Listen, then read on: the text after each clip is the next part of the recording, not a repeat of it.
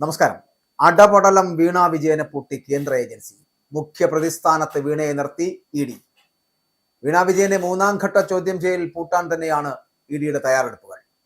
വീണ വിജയന് CMRL-ലുമായിട്ട് കരാർ ലഭിച്ചത് എങ്ങനെയെന്നും പിണറായി ഭരണകാലത്ത് CMRL-ന് സർക്കാർ തലത്തിൽ നിന്ന് ഏതെങ്കിലും തരത്തിലുള്ള വഴിവിട്ട സഹായങ്ങൾ ലഭിച്ചിട്ടുണ്ടോ എന്നും പരിശോധിക്കും.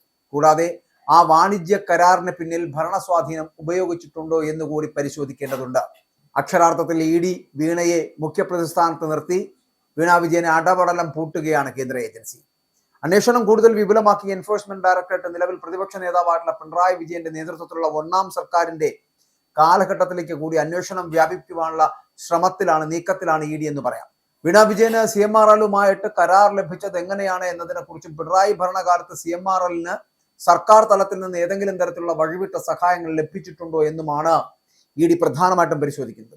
അപ്പോൾ 9 മണിക്കൂർ നീണ്ട രണ്ടാം വട്ട ചോദ്യം ചെയ്തതിനു ശേഷവും വീണയുടെ മൊഴികളിൽ കാര്യമായിട്ടുള്ള പൊരുത്തക്കേടുകൾ ഉണ്ട് എന്ന് ഇ ഡി കണ്ടെത്തി കഴിഞ്ഞിരിക്കുന്നു. താൻ നൽകിയ സേവനങ്ങൾക്ക് പകരമായിട്ടാണ് തുക കൈപ്പറ്റിയത് എന്ന് വീണ ആവർത്തിക്കുമ്പോഴും അതിനെ സാധൂകരിക്കുന്ന തെളിവുകൾ ഹാജരാക്കാൻ അവർക്ക് കഴിയുന്നില്ല എന്നുള്ളതാണ്. അപ്പോൾ ഈ സാഹചര്യത്തിലാണ് ഇ ഡി അന്വേഷണം കൂടുതൽ ഗൗരവകരമായിട്ടുള്ള തലത്തിലേക്ക് മാറ്റുന്നത്.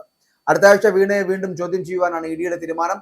അന്നൊരു തീരുമാനം ഇ ഡി എടുക്കുകയും ചെയ്യും. പ്രധാനമായിട്ടും കരാർ ലഭിച്ച സാഹചര്യമാണ് ഇ ഡി ഇപ്പോൾ പരിശോധിക്കുന്നത്. CMRL-ലും എക്സാലോജിക്കും തമ്മിലുള്ള ഇടപാട് കേവലം ഒരു വാണിജ്യ കരാർ മാത്രമാണോ അതോ ഭരണസ്വാധീനം ഉപയോഗിച്ച് ലഭിച്ചതാണോ എന്നതാണ് അന്വേഷണ ഏജൻസിയുടെ സംശയം എന്ന് പറയപ്പെടുന്നത്.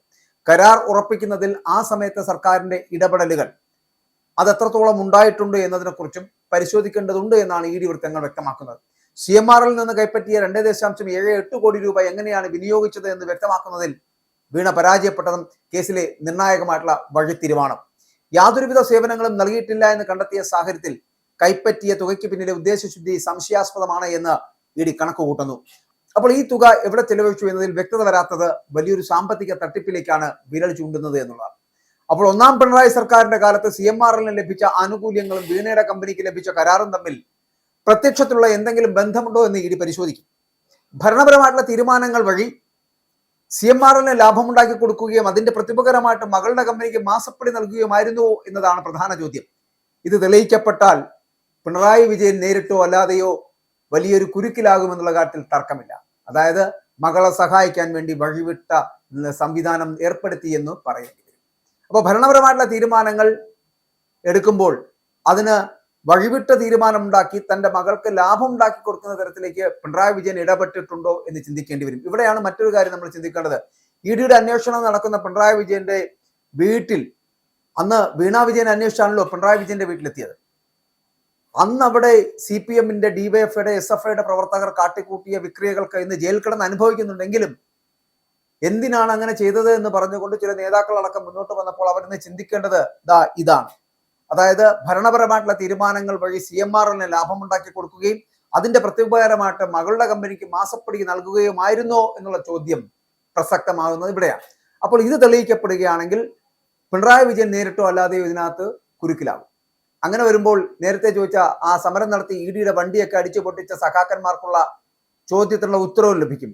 പിണറായി വിജയൻ എന്ത് ചെയ്തിട്ടാണ് ഇ ഡി ഇവിടെ അന്വേഷണം നടത്തിയത് എന്ന് പറഞ്ഞുകൊണ്ട് ചോദിച്ചില്ലേ, അതിന്റെ ഉത്തരമാണിത്. അപ്പോൾ ഇ ഡി ഇനി പിടിച്ചെടുത്ത 134 രേഖകളും വീണയുടെ മൊഴികളും തമ്മിൽ വലിയ പൊരുത്തക്കേടുകളാണുള്ളത്.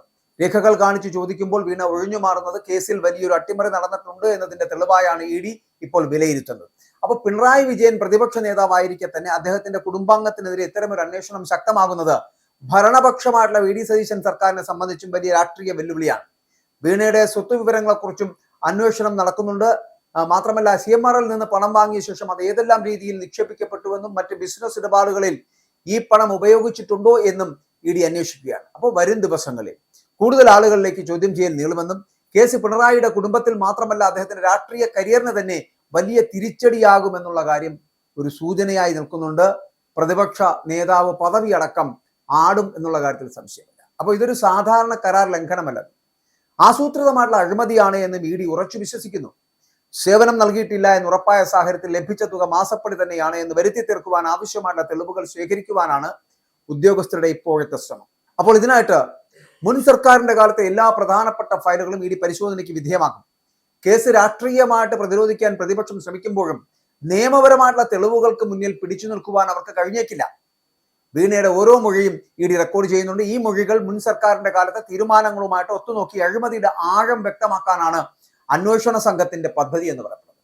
അടുത്ത ആഴ്ച നടക്കുന്ന 3ാം ഘട്ട ചോദ്യം ചെയ്യലിൽ കൂടുതൽ വ്യക്തമായിട്ടുള്ള തെളിവുകളുമായിട്ട് ഇ ഡി രംഗത്തിറങ്ങും എന്നുള്ള കാര്യത്തിൽ തർക്കമില്ല. പിണറായി വിജയന്റെ മകൾ എന്ന ലേബലിൽ നിന്ന് മാറി ഒരു അഴിമതി കേസിലെ മുഖ്യപ്രതി എന്ന നിലയിലാണ് വീണയെ ഇ ഡി കാണുന്നത് പോലും. അപ്പൊ ഈ അന്വേഷണം പിണറായി സർക്കാരിന്റെ കാലത്തെ അഴിമതികളുടെ ഒരു പരമ്പര തന്നെ തുറന്നു കാട്ടുമോ എന്ന് കാത്തിരുന്ന് കാണേണ്ടത് തന്നെയാണ്.